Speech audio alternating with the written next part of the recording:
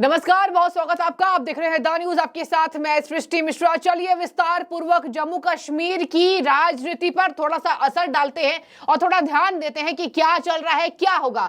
सबसे बड़ी खबर इस वक्त की सुन लीजिए। पाकिस्तान के कब्जे वाले कश्मीर के लोग बदहाल हैं और कह रहे हैं, दबे सुर में भारत की तारीफ की है। और ये भी सुनिए, जब पाकिस्तान के यूट्यूबर पत्रकार कुछ पूछते हैं तो ऐसी जवाब आती है, दबे सुर में भारत की खूब चर्चा होती है। और ये तक खुलासा किया गया कि कश्मीर की बिजली पाकिस्तान ले रहा है और केवल आजाद कश्मीर कहता है। ना पाकिस्तान आजाद हुआ, ना कश्मीर आजाद हुआ। बड़ी खबर इस वक्त की, भारत के प्रधानमंत्री नरेंद्र मोदी का 7 मार्च का जम्मू कश्मीर दौरा बिल्कुल परिवर्तित कर देगा कश्मीर की राजनीति। और पीडीपी नेका यानी कि नेशनल कॉन्फ्रेंस की पार्टी इधर उधर हो रही है। गुलाम नबी आजाद क्या बोले, उमर अब्दुल्ला क्या बोले। उमर अब्दुल्ला ने तो कांग्रेस को नहीं छोड़ा, टीएमसी को नहीं छोड़ा। जरा सुनिए क्या कह दिया है। और आप इस खबर को जोड़कर सुनेंगे तब लगेगा जम्मू कश्मीर में एक अलग राजनीति बहेगी और यह हो सकता है कि बीजेपी के लिए अच्छी खबर हो। हालांकि बीजेपी अभी प्लान कर रही है, देखने वाली बात होगी। सबसे बड़ी खबर सुन लीजिए, पाकिस्तान के कब्जे वाले कश्मीर के लोग बदहाल हैं, कह रहे हैं हम परेशान हैं, कुछ नहीं हो रहा यहां पर। और इसी के मद्देनजर जब से पीएम मोदी 7 मार्च को जम्मू कश्मीर के दौरे पर थे, तब से पाकिस्तान में हड़कंप मचा हुआ है। पीएम मोदी और अमित शाह ऐसे कहीं नहीं जाते हैं, जब बड़ा मेगा प्लान होता है तब जाते हैं। धारा 370 हटने के बाद पहली यात्रा पीएम मोदी की वहां पर थी। और बता दें आपको, पीएम मोदी ने वहां पर नौकरी पत्र बांटे, पीएम मोदी ने वहां 2 एम्स दिया और कहा कि जल्द ही एम्स यहां पर हो जाएगा। इसके साथ 3 वंदे भारत ट्रेनों को दिया। धीरे धीरे करके पाकिस्तान ऑक्यूपाइड कश्मीर, आपको पता होगा, पीओके को लेने की पूरी तैयारी है। अब जरा चलिए ध्यान डालते हैं क्या कह दिया कश्मीर के लोगों ने पाकिस्तान के खिलाफ। सुनिए जरा। देखो, I will tell you something, I don't hold a brief for anybody, लेकिन उमर साहब को मैं एक बोलना चाहता हूं कि जो एरोगेंस वो दिखाते हैं कि मैं पहले नंबर पर आया, मैं पहले नंबर पर आया। उमर साहब को पता होनी चाहिए कि 15 या 16 लाख वोट में से उसने 40,000 लिए हैं। वो भी कोई बड़ी तोप नहीं थी उमर साहब, उसने भी 40,000 वोट लिए हैं और शायद मैडम ने कोई 5,000 8,000 उसे कम लिए थे। तो जो एरोगेंस वो दिखा रहे हैं, तो मेरा दिल किया बोलने का, तो इसलिए बोल दिया कि उतनी बड़ी तोप वो भी नहीं है। वो उस इलेक्शन में जीते हैं जिसमें 95% लोगों ने बाइकआउट किया था। तो वो शर्म की बात है, उसमें कोई फख्र की बात नहीं। आपने अभी कहा कि तकरीर में भी कुछ लोग सियासी पार्टियां जो कश्मीर की तबाही के लिए खास तौर से। बिल्कुल, मैं आपको, देखिए मेरी बात सुनिए, मुझे आप ये बताएं कि रोज वो बयान यहां देते हैं 370 पर, उस पर, इस पर, लेकिन हमने 3 MP इनके भेजे थे वहां पार्लियामेंट। वहां क्यों नहीं बात करते हैं? बात तो वहां करनी है। वहां जब हमने आरटीआई किया तो इन्हें तो सवाल ही नहीं पूछे हैं। तीनों ने मिलकर पता नहीं 15 या 20 सवाल पूछे हैं 4 साल में, 5 साल में। So the question that they have to answer is that जहां बात करनी चाहिए वहां करते नहीं है, जहां कोई जरूरत नहीं है लोगों में वहां करते हैं। मीन सब ड्रामा है, दिखावा है। लोगों के सामने बात करते हैं हिंदुस्तान के सबसे बड़े ऐवान में, जहां मैटर करती है कोई बात, वहां ही चुप करके बैठे। आने वाला जो पार्लियामेंट इलेक्शन है, क्या आपको लग रहा है कि पीपुल्स कॉन्फ्रेंस एक शानदार जीत दर्ज करेगी? मुझे लगता है इंशाल्लाह, अल्लाह करे, वो पूरा लगता है। और अल्लाह करे, और मैं आपको यकीन से कह सकता हूं कि एक मौका अगर मिले, वकालत क्या होती है वो पूरी कौम देखनी चाहिए। कौम को फख्र होगा, शर्मिंदगी नहीं होगी। बाकी सियासी जमातें आपकी तरह इतनी मुतहरिक नहीं है सियासी एतबार से, क्योंकि नॉर्थ कश्मीर का भी अभी किसी भी सियासी जमात ने अपना कैंडिडेट नहीं दिया है। अगर आप देखेंगे अभी तक वो मांग रहे हैं, हर दिन जब भी उनसे मीडिया उनके पास जाती है 2-2 दिन मांगते हैं। तो उस पर आपका टेक क्या है? ये वो उनका अपना अंदरूनी मामला है, मेरा उससे कोई लेना देना नहीं है। कोई भी लड़े, हम तो लड़ने के लिए तैयार हैं। पाकिस्तान के लोग केवल यहाँ फायदे के लिए अपनी नजर रखते हैं। ना हमें कभी आजाद करवाने की कोशिश की, ना हमें कुछ रोजगार के मुहैया कराया, कोई अवसर दिया, और ना ही हमें चैन से रहने दिया। जमकर कोसा कश्मीर के लोगों ने पाकिस्तान को। और अभी हाल फिलहाल में जो सर्वेज हो रहे थे, जो वहां घूम घूम कर पूछा जा रहा था जनता से, तो जनता ने यही कहा कि हमें भारत का अभिन्न अंग बनना है, हमें पाकिस्तान को जानने की कोई जरूरत नहीं है। जो देश खाने का मोहताज है, जो देश आतंकवाद का है और जो देश आतंकवाद का गढ़ है, हम वहां जाने के लिए बिल्कुल तैयार नहीं है। हमें पीएम मोदी की अध्यक्षता में भारत में शामिल होना है। आपको मैं बता दूं, पीओके को लेकर बड़ा फैसला आ सकता है। लोग कयास लगाए जाते हैं कि तीसरे कार्यकाल में मोदी जी बड़े फैसले ले सकते हैं। अब मैं आपको बता दूं, उमर अब्दुल्ला ने क्या कह दिया कांग्रेस पार्टी पर, और इधर पाकिस्तान की बुराई करके लोगों ने क्या कहा। देखिए, पाकिस्तानी यूट्यूबर सुहेब चौधरी ने पीओके में बिजली के बिलों को लेकर प्रदर्शन कर रहे लोगों से बातचीत की है। शौकत नाम के एक शख्स ने कहा, कश्मीर से बड़ी मात्रा में बिजली पाकिस्तान के क्षेत्र में जाती, हमारी मांग है बिजली बिल कम कर दिया जाए और जिस पर बिजली बनती है। भारत से तुलना पर उन्होंने कहा भारत में बिजली का बेहद कम रेट है, वहां 7 पाकिस्तानी रुपए प्रति यूनिट बिजली मिलती है और यहाँ पर 30 रुपए से ऊपर बिजली का रेट है, कॉमर्शियल 40-50 से पार हो चुका है। तो देखिए ये थी शिकायत कश्मीर के लोगों की जो पाकिस्तान के कब्जे में है। अब हम नजर डालेंगे उमर अब्दुल्ला क्या कह रहे हैं, अब हम नजर डालेंगे गुलाम नबी आजाद ने आर्टिकल 370 पर क्या कहा, 35A पर क्या कहा, और हम नजर डालेंगे कि कश्मीर के 6 सीटें क्या बयां करती है। उमर अब्दुल्ला ने कांग्रेस को जमकर कोसा। एक प्रेस कॉन्फ्रेंस में उमर अब्दुल्ला ने कांग्रेस को कोसते हुए कहा कि कांग्रेस होती कौन है बोलने वाली, हमने तो अपनी 50% सीट देने का ऐलान कर दिया। ममता बनर्जी को आड़े हाथों उमर अब्दुल्ला ने लिया है और परखच्चे उड़ाए इंडी गठबंधन के। हालांकि इंडी गठबंधन के लिए खूब तारीफ करते नजर आते हैं और कहा पीएम मोदी की रैली में कोई भीड़ नहीं थी और ये फालतू बातें अफवाह फैलाई गई है, ऐसा नेता कहते हैं वहां जम्मू कश्मीर के अपोजिशन के। लेकिन उमर अब्दुल्ला ने क्यों यहां झाड़ लगाई है, जरा सुनिए। यहां पर देखिए, सबसे पहले तो मैं आपको बता दूं, उमर अब्दुल्ला एक प्रेस कॉन्फ्रेंस में बोल रहे थे कि जिस तरीके से कांग्रेस जो आज आवाज उठा रही है, क्या ये हिम्मत है, टीएमसी ने तो 50% भी नहीं दिया, टीएमसी ने तो कांग्रेस की जीती सीटों पर भी अपना उम्मीदवार उतार दिया। बात करती है कांग्रेस पार्टी, हमने तो 6 में से 3 सीटें कांग्रेस को देने का ऐलान कर दिया, उसके बाद भी ये बात करती है। यानी कि इंडी गठबंधन को लेकर उमर अब्दुल्ला ने ये तंज कसा है।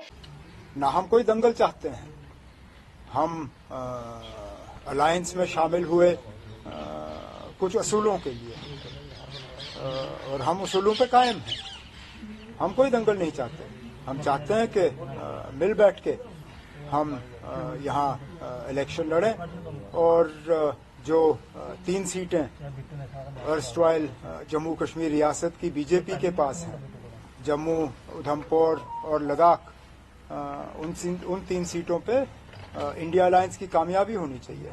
मतलब हम कहाँ रिजिड हैं, अगर हम रिजिड होते हम 6 की 6 सीटों पे अपने उम्मीदवार खड़े करते जिस तरह ममता बनर्जी ने किया।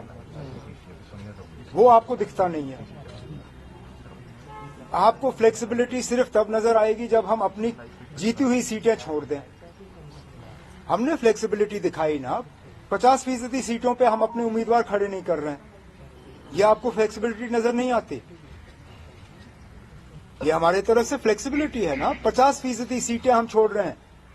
मुझे इंडिया अलायंस का एक और कोई ऐसा रियासत दिखाइए ना जहां पे 50% जो है सीटों पे इस तरह का समझौता हुआ हो। 6 सीटों में से 3 सीटों पे हमने कहा है कि हम अपने उम्मीदवार खड़े नहीं करेंगे। ये आपको रिजिडिटी नजर आती है? इसमें कहां की रिजिडिटी है? और मुझे ये बताइए ना, किस रियासत में कांग्रेस का, इंडिया अलायंस का कोई एलाय उन्होंने अपनी जीती हुई सीट अलायंस के लिए छोड़ी हो? बताइए मुझे। वेस्ट बंगाल में तो ममता बनर्जी ने कांग्रेस की जीती हुई सीट कांग्रेस के लिए नहीं छोड़ी। दूसरी सीटों का तो सवाल ही पैदा नहीं होता। हम 3 सीटों पे जो है कांग्रेस के साथ समझौता करने के लिए तैयार हैं और आप कहते हो कि रिजिडिटी नहीं होनी चाहिए। ये कहां की रिजिडिटी है? 50% ना। मुझे और कोई कह रहा हूं, आप मुझे कोई और रियासत दिखाइए जहां पे 50% कांग्रेस ये कह रही है कि हम जान देना चाहते थे पीडीपी को, लेकिन क्योंकि वो कौन होते हैं? वो मैं माफी चाहता हूं ना, कांग्रेस कौन होती है देने वाली? और अगर कांग्रेस देना चाहे तो शौक से दे। 3 सीटें कांग्रेस के पास हैं, जम्मू सीट, उधमपुर सीट और लद्दाख सीट कांग्रेस के पास है। किसने रोका उनको? शौक से दे दें। लेकिन उमर साहब, जिस तरीके से आपका जो ये फैसला है, उसके बाद आपको नहीं लगता कि पीएचडी अलायंस जो बना था एक बड़े PAGD alliance was never an electoral alliance. It was an alliance based on ideology. Those parties that feel that PAGD should only benefit seat sharing were in the PAGD for the wrong reason. Neither PAGD nor India Alliance was just about seats for us. It was about an idea. It was about a goal. We stand to that goal. Those who feel that India Alliance or PAGD should only be about seats, this question is for them, not for us. We are committed to the ideas of both India Alliance and PAGD. There are 3 seats we have already given to the India Alliance. What more do you want from us? जो समझने की जरूरत है, आपको बता दे, फारूक अब्दुल्ला का नया बयान सामने आया। पूर्व मुख्यमंत्री रहे हैं फारूक अब्दुल्ला ने कहा है प्रधानमंत्री किसी एक पार्टी के प्रधानमंत्री नहीं है, पूरे देश के प्रधानमंत्री हैं। और उन्होंने आने जाने को लेकर भी बोला था कि कश्मीर में उनका स्वागत है, जम्मू कश्मीर में। ये दिखाता है कि कुछ पॉजिटिव साइंस यहां मिल रही है बीजेपी को। लेकिन ऐसा मैं नहीं बोलूंगी कि उमर अब्दुल्ला और फारूक अब्दुल्ला ने कहा कि हम गठबंधन का हिस्सा होने वाले, बिल्कुल ऐसी बात नहीं है। लेकिन मैं आपको बता दूं, इन्होंने कहा, उमर अब्दुल्ला ने इंडी गठबंधन को घेरते हुए कहा कांग्रेस को क्या छोड़ा, ना टीएमसी को छोड़ा। उन्होंने कहा कोई ऐसी अलायंस बता दीजिए जहां 50 सीटों से ज्यादा में अलायंस समझौता हुआ हो। सहयोगी दलों ने, टीएमसी ने तो कोई सीट नहीं छोड़ी, कांग्रेस के लिए बात करती है। हमने 3 सीटों पर कांग्रेस से समझौता करने को तैयार है। कांग्रेस कौन होती है देने वाली, मतलब कांग्रेस कौन होती है सीटें देने वाली।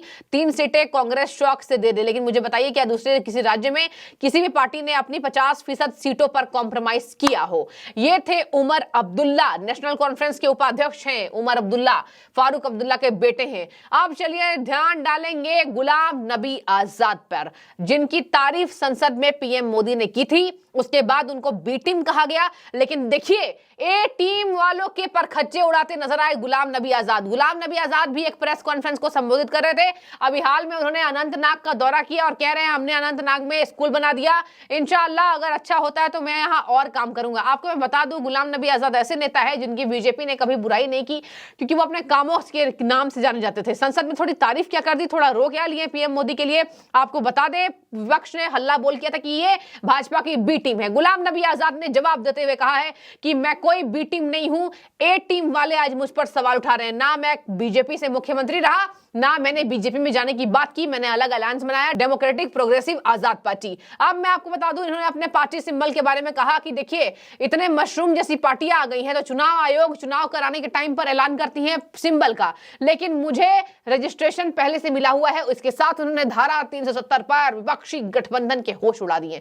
विपक्षी गठबंधन और खास तौर पर महबूबा मुफ्ती पीडीपी प्रमुख फारूक अब्दुल्ला के ऊपर इल्जाम लगाए गंभीर। कश्मीर के लोगों को, जम्मू कश्मीर के लोगों को सबसे ज्यादा इनकी वजह से जो है वो जुर्म झेलना पड़ा। 70 सालों से कांग्रेस पार्टी और पीडीपी के चलते और नेशनल कॉन्फ्रेंस के चलते यहाँ के लोग मरते रहे। कम से कम आज हड़तालें खत्म हुई। धारा 370 निरस्त करने के हमेशा ही देखिए मुखालफत में रहे हैं गुलाम नबी आजाद, लेकिन उन्होंने अपने सुर में यह कहा कि ये सब हटने से यह हुआ है कि आज हड़तालें खत्म हो गई है, मिलिटेंट्स कम हो गए हैं, आतंकवाद कम हो गई है। ये डेमोक्रेटिक प्रोग्रेसिव आजाद पार्टी के अध्यक्ष कह रहे हैं गुलाम नबी आजाद। नहीं, देखो अलग अलग चीजें हुई हैं, कुछ चीजें हुई हैं और बहुत ज्यादा चीजें करने को है।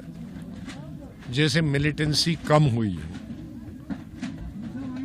जैसे वर्क कल्चर बदल गया है। मतलब आज सुबह पहुंचने के लिए सबकी हाजिरी लगती है, जाने से पहले फिर हाजिरी लगती है। ये अच्छी तरीके हड़तालें खत्म हो गई जो हमारी डेवलपमेंट हो। लेकिन जो चीजें ढेर सारी यहाँ मैंने मापी वो नहीं हुई है। वो ढेर सारी जो है वो 95% अवाम की प्रॉब्लम्स है, उनको देखने की जरूरत है। और वो 370 वाला ज्यादा वो शोर करते जिन्होंने पार्लियामेंट बोला नहीं, और जिसने पार्लियामेंट में बोला वो कम शोर करता है। 35A की बात छेड़ी आपने, कहा कि महाराजा हरि सिंह का, हाँ जी ये थोड़ा सा वही से ने अब वो बोला मैंने उस वक्त आपको सतर्क रहना।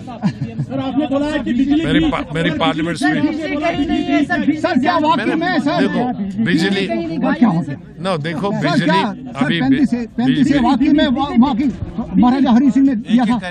अरे मैं पार्लियामेंट में बोला, अभी तक मेरे खिलाफ पार्लियामेंट में ये नहीं होता। मैं पार्लियामेंट में मेरी तब पार्लियामेंट की तकलीफ ज्यादा है उसने नहीं बनाया, वो कॉन्स्टिट्यूशन में बाद में बना। लेकिन 35 में ए जो रखा गया है चीज जमीन और नौकरी, ये उसने बनाया। फिर कॉन्स्टिट्यूशन उस वक्त तो हिंदुस्तान का कॉन्स्टिट्यूशन नहीं बना ना, कॉन्स्टिट्यूशन में उसको 35A में शामिल किया। सर बिजली, उन्होंने कहा ये बात करते हैं 370 पे, 370 पर बोलने वाले सदन में कुछ नहीं बोलते। ये बड़ा इल्जाम है। तमाम पीडीपी पर जो 370 का ढोल पिटती है, तमाम ये उन पर सवाल है जो नेशनल कॉन्फ्रेंस के नेता फारूक अब्दुल्ला 370 आर्टिकल को रद्द करने के बाद तमाम बयान पीएम मोदी के खिलाफ में देते हैं। लेकिन हालांकि आजकल पीएम मोदी की तारीफ करते दिखाई दे रहे हैं। आपको मैं बता दूं, गुलाम नबी आजाद ने इन्हीं सब बातों को जोर देते हुए बातें कही है। देखने वाली बात होगी इसमें कि गुलाम नबी आजाद ने जो बातें कही है, उमर अब्दुल्ला, फारूक अब्दुल्ला, महबूबा मुफ्ती के ऊपर निशाना साधा है, इससे कितना असर पड़ता है। उमर अब्दुल्ला ने कांग्रेस और टीएमसी को आईना दिखाया है। और इधर चले आइए, कश्मीर के लोग बदहाल हैं, भारत में मिलना चाहते हैं। आपकी राय क्या है, जरूर रखिएगा। बहुत शुक्रिया।